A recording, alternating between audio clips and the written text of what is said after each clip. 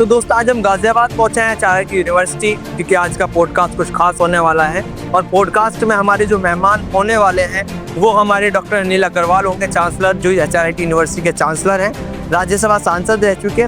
आज हम बात करेंगे इनके राजनीतिक सफर के बारे में और शिक्षा क्षेत्र में जो काम वो कर रहे हैं। उनका ये इंस्टीट्यूशन अब एक इंस्टीट्यूशन न रह करके एक यूनिवर्सिटी में तब्दील हो गया है। तो इन तमाम चीज़ों पर चर्चाएं होंगी। हमारे साथ आज होंगे डॉक्टर अनिल अग्रवाल।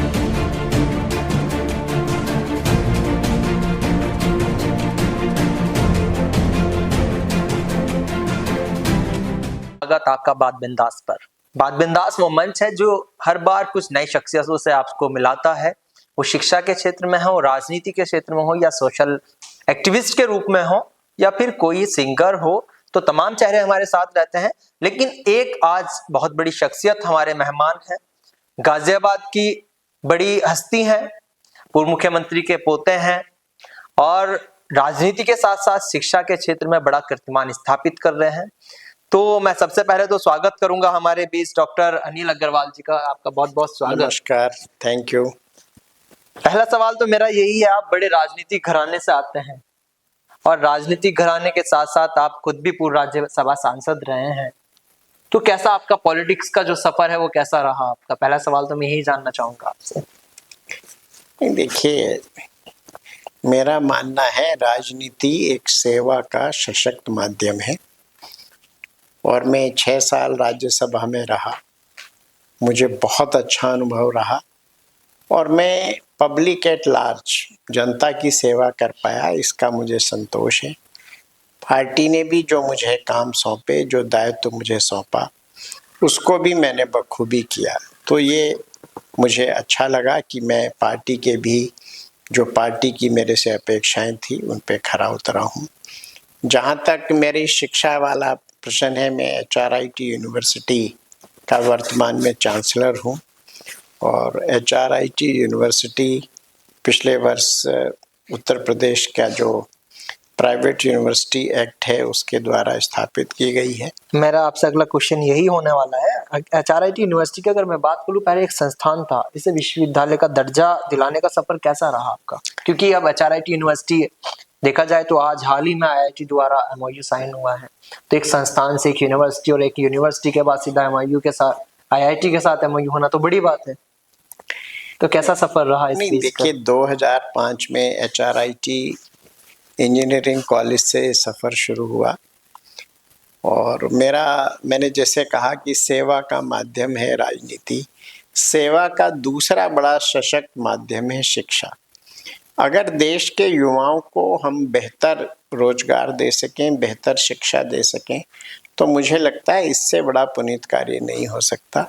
और अगर शिक्षा आपने अच्छी दे दी तो रोजगार अपने आप अच्छा हो जाता है। एचआरआईटी इंजीनियरिंग कॉलेज से एचआरआईटी यूनिवर्सिटी लगभग हमको 20 वर्ष लगे और इस पीरियड में हमने HR institute of pharmacy, hotel management institute, computer science, computer application, law college, ये सब की स्थापना की और मुझे बहुत अच्छा एक अनुभव रहा कि स्टेप बाय स्टेप हम लोग आगे बढ़े।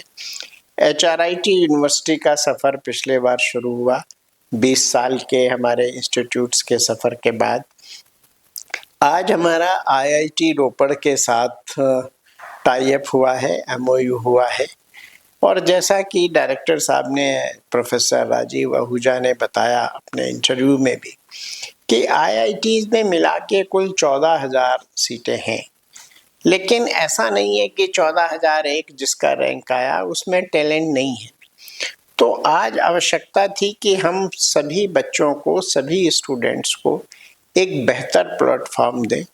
आईआईटी रोपड़ और एचआरआईटी यूनिवर्सिटी के एमओयू से ये एक सशक्त और एक अच्छा द्वार खुला है उन टैलेंटेड स्टूडेंट्स का भी जो आईआईटी में किसी भी कारण से एडमिशन नहीं ले पाए। यहाँ आईआईटी का भी टेस्ट स्टूडेंट को मिलेगा, एचआरआईटी का भी मिलेगा। क्रेडिट, नई एजुकेशन पॉलिसी है उसमें क्रेडिट ट्रांसफ़र सिस्टम है। बीटेक लगभग 200 क्रेडिट का टोटल कोर्स होता है जिसमें फाइनल ईयर में प्रोजेक्ट रहता है, प्लेसमेंट का शुरुआत हो जाती है। तो थर्ड ईयर तक ये जो 120 क्रेडिट का टोटल कोर्स बनता है, जिसमें लगभग 45 क्रेडिट्स आईआईटी के प्रोफेसर्स द्वारा लिए जाएंगे। हमारे स्टूडेंट्स आईआईटी में जाके अपनी पढ़ाई भी करेंगे, वहाँ हॉस्टल में भी रहेंगे। आईआईटी का उनको एल्यूमिनाई स्टेटस भी मिलेगा। मार्कशीट पे भी it will be a sort of dual degree, जिसमें आईआईटी का भी लोगो होगा, एचआरआईटी का भी लोगो होगा। मुख्य बात यह है कि आईआईटी का फोकस, एचआरआईटी का फोकस इस बात पे है कि स्टूडेंट्स को बहुत अच्छी शिक्षा दी जाए, स्किल्ड किया जाए और वो एक ऐसे इंजीनियर बन के निकले जिनकी न केवल हिंदुस्तान में, देश विदेश में भी उनकी मांग हो। और इसी उद्देश्य को लेके हम लोगों ने एमओयू साइन किया है। और तो यानी कि सीधा सीधा सा लक्ष्य एचआरआईटी यूनिवर्सिटी का ये है कि क्वालिटी पर फोकस ज्यादा हो रहे। निश्चित रूप से अगर आप क्वालिटी एजुकेशन देंगे तो अपने आप प्लेसमेंट बेहतर हो जाता है। आप देखिए पिछले वर्ष कोरोना के बाद थोड़ा सा प्लेसमेंट में डाउनफॉल था, लेकिन हमारे यहाँ के स्टूडेंट्स, अभी निकिता शर्मा को 40 लाख का पैकेज मिला, एक दूसरे स्टूडेंट को 35 लाख का पैकेज मिला। बहुत सारे स्टूडेंट्स को जो हमारे ट्रेनिंग कर रहे हैं उनको ट्रेनिंग के दौरान भी स्टाइपेंड मिल रहा है। तो ये दिखाता है, स्पष्ट करता है कि किस प्रकार एचआरआईटी क्वालिटी एजुकेशन पे फोकस कर रही है। इसीलिए एचआरआईटी के स्टूडेंट्स को ट्रेनिंग में भी स्टाइपेंड मिल रहा है, पैसे मिल रहे हैं। अच्छा, एक सवाल मैं आपसे करूंगा, जब ये संस्थान था तो यूनिवर्सिटी में बदलने का फैसला पहले से तय था या कोई इस तरीके का मोमेंट आया कि जिसने एक कदम के लिए, इस कदम के लिए प्रेरित किया आपको कि अब नहीं एचआरआईटी इंस्टीट्यूट, नहीं एचआरआईटी इंजीनियरिंग नहीं, बल्कि अब एचआरआईटी यूनिवर्सिटी होगा? देखिए, एचआरआईटी यूनिवर्सिटी में सारे इंस्टीट्यूट समाहित हैं। उसमें इंजीनियरिंग भी है, फार्मेसी भी है, होटल मैनेजमेंट भी है, लॉ भी है, माइक्रोबायोलॉजी भी है, बायोटेक भी है, हमारे लैब्स के भी कोर्सेज हैं, डिफरेंट बायो मेडिकल के भी कोर्सेज हैं, है ना, डिफरेंट कोर्सेज। आज जो गवर्नमेंट यूनिवर्सिटीज़ हैं उनकी स्थिति यह है कि जो बहुत पहले से उनका सिलेबस तय था वही सिलेबस चल रहा है।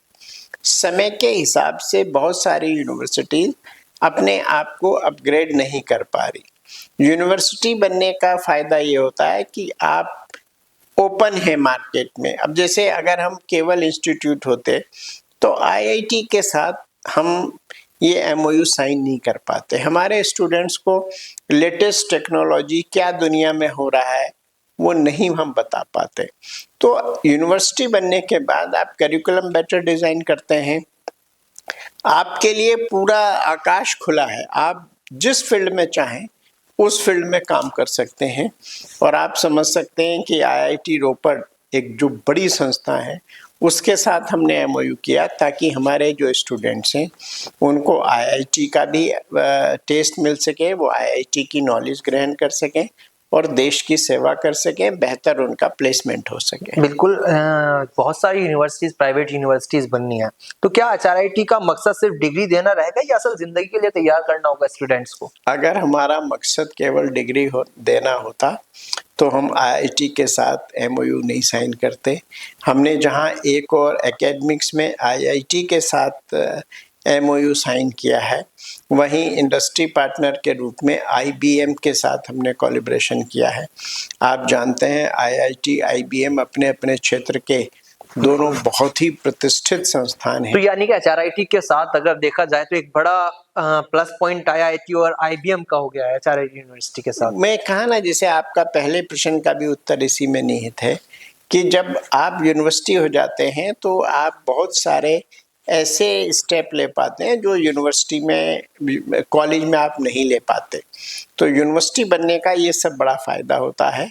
और आज दुनिया में टेक्नोलॉजी इस तेज़ी से बदल रही है, अगर आप दुनिया के कदम के साथ कदम मिला के नहीं चलेंगे तो आप पीछे रह जाएंगे। आईआईटी के एमओयू में जो सबसे इम्पोर्टेंट बात है, आईआईटी रोपड़ एआई में सबसे आगे है, अग्रणी है। और आने वाले समय में आर्टिफिशियल इंटेलिजेंस का रोल हर क्षेत्र में होने वाला है, चाहे वो एग्रीटेक हो, चाहे वो बायोलॉजी हो, चाहे लाइफ साइंसेज हो। और मुझे खुशी है कि सभी क्षेत्र में हमारे स्टूडेंट आईआईटी के इस एमओयू से, आईआईटी के प्रोफेसर्स के द्वारा पढ़ाए जाने से बहुत पारंगत होंगे। आईआईटी रोपर यहाँ पे एक बड़ी लैब भी सेटअप करने जा रहा है, जिसकी लागत भी 25-30 लाख के लगभग आती है। तो उन बच्चों को उस लैब में भी 112 एक्सपेरिमेंट एट ए टाइम, इतनी बड़ी संख्या में वो एक्सपेरिमेंट कर पाएंगे, जिससे वो इतने दक्ष हो जाएंगे अपने काम में कि उनके लिए प्लेसमेंट बहुत छोटी बात हो जाएगी। हम लोग तो चाहते हैं कि वो स्टार्टअप करें, यूनिकॉर्न बने। यानी कि रिसर्च इनोवेशन पर कंप्लीटली फोकस बिल्कुल बिल्कुल बिल्कुल बिल्कुल। आईआईटी के टाइप का एमओयू साइन करने का ये बहुत बड़ा कारण है। अगर देखा जाए एचआरआईटी यूनिवर्सिटी के अंदर, जब मैं कैंपस में आया तो अभी हाल ही में यहाँ पर एक सेमिनार भी हुआ था, मैं भी फर्स्ट टाइम आया था उस टाइम। तो यहाँ पर किस तरह की स्किल्स बच्चों को दी जा रही हैं, क्योंकि जब यूनिवर्सिटीज होती हैं, काउंसलिंग होती है बच्चों के एडमिशन्स के लिए, तो हर कॉलेज, हर इंस्टीट्यूशन, हर यूनिवर्सिटी का लक्ष्य होता है कि बच्चा हमारे पास आए, उन्हें अच्छी अच्छी चीजें बताई जाती हैं। तो हम इस एचआरआईटी यूनिवर्सिटी की अगर मैं बात करें, क्योंकि सबसे बड़ा प्लस पॉइंट तो आपने मुझे बता दिया कि आईआईटी और आईबीएम के साथ कोलैब एचआरआईटी यूनिवर्सिटी है, तो इससे अलग कुछ प्लस पॉइंट क्या यूनिवर्सिटी का है? आप जब पिछली बार संस्थान में आए थे, यूनिवर्सिटी में आए थे, उसमें एक बहुत ही यूनिक प्रोग्राम एचआरआईटी यूनिवर्सिटी में चल रहा था, राइज इन इंडिया 2025। मुझे नहीं लगता इस प्रकार का प्रोग्राम पूरे उत्तर प्रदेश में एक भी यूनिवर्सिटी कर रही है। उसमें हमने डिफरेंट भारत सरकार के, उत्तर प्रदेश सरकार के डिपार्टमेंट्स को बुलाया। क्या भारत सरकार कर रही है, क्या उत्तर प्रदेश सरकार कर रही है, स्टूडेंट्स के लिए क्या जॉब अपॉर्चुनिटी है। स्टूडेंट्स के जॉब के लिए हमने प्लेसमेंट रजिस्ट्रेशन काउंटर भी खोला था, जो स्टूडेंट्स उसमें रजिस्ट्रेशन कराए, प्लस हम दोबारा खोलने जा रहे हैं। अप्रैल में एक बड़ा जॉब फेयर हम करने जा रहे हैं, न केवल एचआरआईटी के स्टूडेंट्स, बाकी स्टूडेंट्स को भी उसमें इनवाइट करेंगे। तो ये एक बड़ा, यानी कि एचआरआईटी यूनिवर्सिटी खाली एडमिशन्स के लिए नहीं, बल्कि सभी स्टूडेंट्स के लिए एक खुला दरवाजा है कि जॉब फेयर्स होंगे यहाँ पर, जिस तमाम चीजें सब। मेरा मानना है अगर हम अच्छी क्वालिटी एजुकेशन देंगे, स्टूडेंट्स का ऑटोमेटिकली अच्छा प्लेसमेंट होगा, और आज युवाओं की यही आवश्यकता है। हमने जब राइज इन इंडिया किया था, उसमें बहुत सारे बैंकर्स को भी इनवाइट किया था, आपने देखा होगा। हम चाहते हैं जो माननीय प्रधानमंत्री जी का 2047 तक विकसित राष्ट्र बनाने का लक्ष्य है, उसमें भी एचआरआईटी अपना योगदान दे। और आज हिंदुस्तान में जो स्टार्टअप्स पे काम हो रहा है वो दुनिया में सबसे ज़्यादा है। हम चाहते हैं कि स्टूडेंट्स नौकरी मांगने वाले ना बने, नौकरी देने वाले बने। और मुझे प्रसन्नता है कि एचआरआईटी के एलुमनाई स्टूडेंट इस क्षेत्र में बहुत बड़ा काम कर रहे हैं, बहुत अच्छी जगह प्लेस्ड हैं, और बहुत सारे स्टूडेंट्स ने अपने स्टार्टअप सक्सेसफुली शुरू किए हैं, और उनको हम लोग निरंतर सपोर्ट भी कर रहे हैं। और एचआरआईटी का संबंध स्टूडेंट से केवल 4 साल पढ़ा के डिग्री देना नहीं है। हम लोगों का संबंध स्टूडेंट से एक फैमिली की तरह है। स्टूडेंट्स को हम हर लेवल पर सपोर्ट करते हैं, केवल डिग्री तक नहीं, डिग्री पास करने के बाद भी उनके जॉब में, उनके किस प्रकार जीवन में आगे बढ़ें, उसमें भी हम लोग गाइड करते हैं, सपोर्ट करते हैं। अच्छा, आने वाले 10 साल में एचआरआईटी को कहाँ देखते हैं आप? मुझे लगता है कि आने वाले 10 साल में एचआरआईटी एक हिंदुस्तान का उत्कृष्ट संस्थान होगा, जिसके माध्यम से हम भारत माता की बेहतर सेवा कर पाएंगे। हमारे स्टूडेंट्स बहुत सारी जगह पे देश में कीर्तिमान स्थापित कर रहे होंगे, जिसको पूरे देशवासियों पर गर्व होगा। अच्छा, अगर मैं बात करूँ तो एचआरआईटी से जुड़ी बात थी। अच्छा, जब मैं मिला, जो सादगी है, आखिरकार डॉक्टर अनिल अग्रवाल पूर्व राज्यसभा सांसद भी हैं, मुख्यमंत्री, बड़ा राजनीतिक घराने से आप आते हैं, आप एचआरआईटी यूनिवर्सिटी के चांसलर हैं, बड़े राजनीतिक चेहरा, ये सादगी कहाँ से है? क्योंकि जब मैं मिला तो जब देखते हैं, अक्सर कर कहा जाता है कि जो लोग होते हैं, बड़े लोग हो जाते हैं, तो उनका मिलने का तरीका बड़ा अलग होता है। तो जब मैं मिला बड़ा मतलब सादगी, कहाँ से इतनी डाउन टू अर्थ कैसे? मुझे लगता है मेरे माता पिता ने जो मुझे संस्कार दिए ये उसी का परिणाम है। और मुझे लगता है कि हर व्यक्ति को जीवन में सिंपल होना चाहिए, डाउन टू अर्थ होना चाहिए। आप अपने थॉट्स हाई रखें, विचार हाई रखें, जीवन में कुछ बेहतर करने की ओर मेहनत करें। और भगवान के बनाए हुए हर व्यक्ति बराबर है। आज मैं किसी पद पे हूँ, कल आप किसी पद पे हो सकते हैं, इसका कोई अर्थ नहीं है। जीवन में हम कितना इस समाज को, इस धारा को दे पाए हैं, यही इम्पोर्टेंट है। और मुझे लगता है जो लोग सादगी से जीवन जीते हैं उन्हें बहुत सारे अच्छे फीडबैक्स मिल जाते हैं जिससे वो जीवन में आगे बढ़ पाते हैं। अदरवाइज जो लोग थोड़ा हाई फाई रहते हैं उन्हें फीडबैक अच्छा नहीं मिलता, लोग उनको सही चीज़ें नहीं बताते हैं, जिससे वो एक संकुचित दायरे में रहते हैं और जो आगे बढ़ सकते हैं उतना आगे नहीं बढ़ पाते, मातृभूमि की उतनी सेवा नहीं कर पाते। अच्छा, डॉक्टर अनिल अग्रवाल आने वाले समय में चुनाव लड़ेंगे या शिक्षा के लिए अपने आप को समर्पित कर दिया है, समाज सेवा के लिए समर्पित कर दिया? देखिए, मेरा उद्देश्य है भारत माता की सेवा, दोनों में मैं अपना योगदान दे रहा हूँ। ये वक्त तय करेगा कि मैं कहाँ अपना समय ज़्यादा देता हूँ, लेकिन मेरे लिए दोनों क्षेत्र बहुत महत्वपूर्ण हैं और मैं दोनों में अपनी सेवाएं देता रहूँगा, निरंतर देता रहूँगा। मैं मेहनत की प्रकाष्ठा करूँगा और दोनों काम बखूबी निभाऊँगा। अच्छा, एक सवाल और मेरे मन में है। एचआरआईटी यूनिवर्सिटी में बाहर के स्टूडेंट्स भी हैं, जैसे कि आसपास के जो देश हो जाते हैं, कुछ स्टूडेंट्स ऐसे होते हैं कि इंडिया में आकर के पढ़ना पसंद करते हैं? हाँ, यहाँ पे नेपाल से हैं, अफ्रीकन कंट्रीज़ के स्टूडेंट हैं और हम लोग कोशिश कर रहे हैं कि यूरोप के स्टूडेंट भी अब यहाँ आए। जैसा कि प्रोफेसर आहूजा ने कहा कि हम लोग ड्यूअल डिग्री पे, एक जॉइंट डिग्री पे काम कर रहे हैं। एचआरआईटी भी भविष्य में उसका पार्टनर होगा और मुझे लगता है कि हम लोग हिंदुस्तान ही नहीं दुनिया को एक बेहतर शिक्षा देने का माध्यम बनेंगे। ये हमारे साथ डॉक्टर अनिल अग्रवाल थे और इनके लिए मैं कहना चाहूंगा कि तुम्हारे अखलाक देते हैं पता तुम्हारी बुलंदी का, तुम्हारा झुक के मिलना कहता है कि आसमान हो तुम। मैं पहली बार जब मुलाकात हुई तब भी मैंने इनसे बात कही थी। इनसे बात हुई शिक्षा को लेकर, राजनीति को लेकर, हालांकि दृष्टिकोण दोनों को लेकर और समाज सेवा को लेकर। सीधा सा जवाब था कि मैं भारत माता की सेवा करना चाहता हूँ, वो चाहे एक राजनीति के रूप में हो जाए, वो शिक्षा के क्षेत्र में हो जाए।